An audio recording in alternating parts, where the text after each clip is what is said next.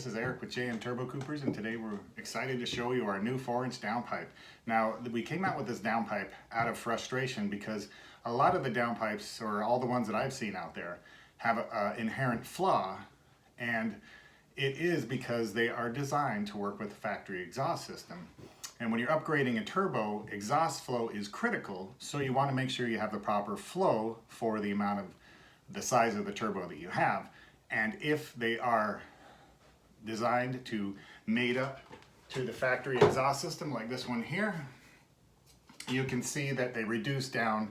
This is probably 2 1/4 inch, and to connect to the 2 3/4 inch to connect it to a 2 1/4 inch exhaust system.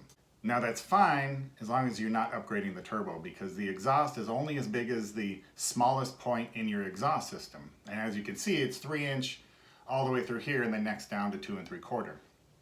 Now this is the one that I took off my car after blowing up the turbo because there was insufficient exhaust flow, and it's my fault because I did tell the exhaust shop to cut the 2 3/4 inch part out, but I trusted them and didn't go back and look to see if they actually cut it out, and they didn't. And a year later, my turbo blew up. So out of frustration, we came out with the 4-inch downpipe with no reducer at the end. Part of the problems, the two problems you have with a reduced downpipe is, one, it's only as big as the smallest size, and two, it leaves you with a secondary catalyst. So if you don't also upgrade that secondary catalyst, then you can cause irreparable damage to any larger turbo. And it's not really an upgrade if you're not also taking the secondary catalyst and upgrading that one, because you're only as small as the smallest point.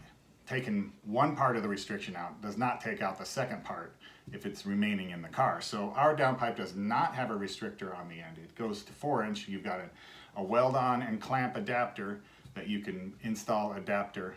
Now, we did specifically come out with this downpipe for the Dominator Turbo, which has a compressor wheel that flows 60 pounds per minute at 30 psi, which is 600 horsepower.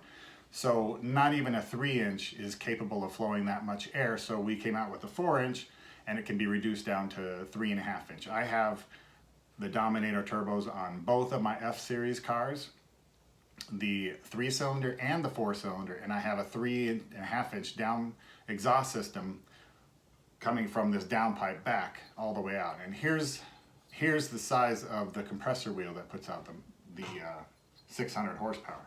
Now, if you can see this right here, you can see that the compressor wheel out is larger, substantially larger than the 2 3/4 inch. This is the exducer of this turbocharger, with the exducers right here, is actually 3-inch. So you have to have a safe value for the compressor, a larger compressor wheel, and the safe area is the distance between the exducer and the inside diameter of the exhaust system. So it has to be large enough. If it is not large enough, you're going to outflow the exhaust. That's going to put pressure on the turbocharger. It's going to push the thrust assembly forward and wear out the thrust bearing or the ball bearings, whatever you have. If it's a ball bearing turbo or a sleeve bearing turbo, it's just going to destroy it. So if you want reliability for your turbocharger and your engine, because when you do have an exhaust restriction, the exhaust will take the path of least resistance, and the path of least resistance is straight through the turbocharger and into your engine. And that will actually prevent the turbocharger from draining oil back into your engine, and it drains it into your intake. So when your intercooler will fill up with oil, and then when you go under boost, then you hydrolock or have knock, and that's typically what takes out engines on cars that have a restricted exhaust system. Example of this is one of my customers was upgraded his car, and we told him, he needed to upgrade to 2 3/4. He didn't, and he called me. He kept calling me for like 6 months, 6 months to a year, I think it was, every 3 to 4 months. And he was saying he kept complaining about this knock issue, and you know, we went through every part that could possibly make knock over the phone. And we would change the coil packs, we changed all the sensors, we changed the fuel pump, the high pressure fuel pump, and changed the intake. And every time he'd call, I'd ask him, I said, did you upgrade the exhaust? And he says, oh yeah, I upgraded the exhaust. Finally, he calls me, and at this point, it was like a year later, and he was so frustrated. And he was saying, man, I cannot find this knock issue, and I've done everything you said, and I'm on my 4th motor, and I still have knock. And I said, whoa, back up the horses. Did you say you replaced a motor? He says, yeah, I replaced 4 motors. I'm on my 4th motor.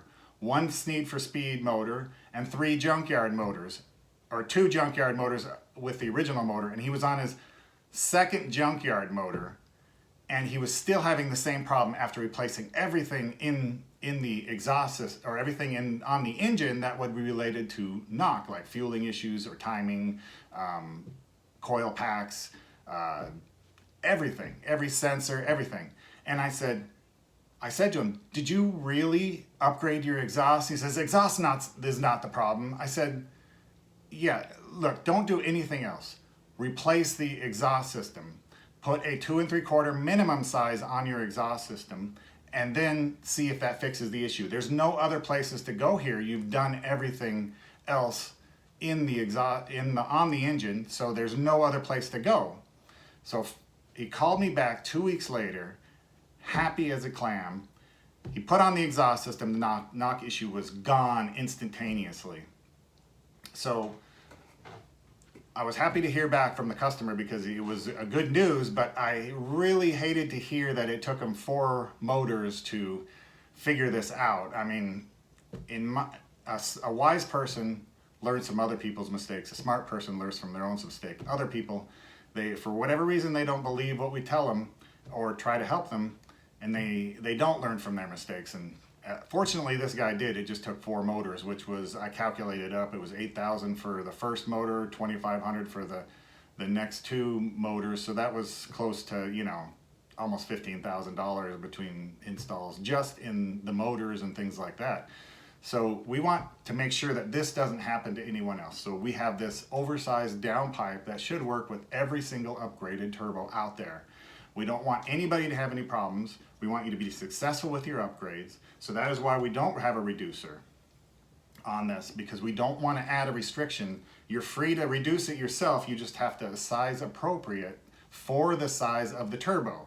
If you're going with the ES or Super, the 3-inch exhaust system is plenty. But if you're going to go with the Dominator that puts out, you know, 60 pounds a minute of air at 30 psi, you have to go with 3.5-inch, or you're going to have problems. Now, we do have, this downpipe does come with a G-Sport EPA approved cat that's legal in 48 states. So you don't have to worry about doing any of the tune out the check engine light. That's all taken care of. Hey everybody, hope you enjoyed this video and found it very informational. If you need more information, you can visit us on our YouTube channel at jmturbocoopers. You can visit us on our website at jmtcperformance.com. You can also email us at support@jmturbocoopers.com. And don't forget to like, subscribe, and share. We are on Facebook and Instagram. If you have any more questions, please don't hesitate to call. Happy motoring.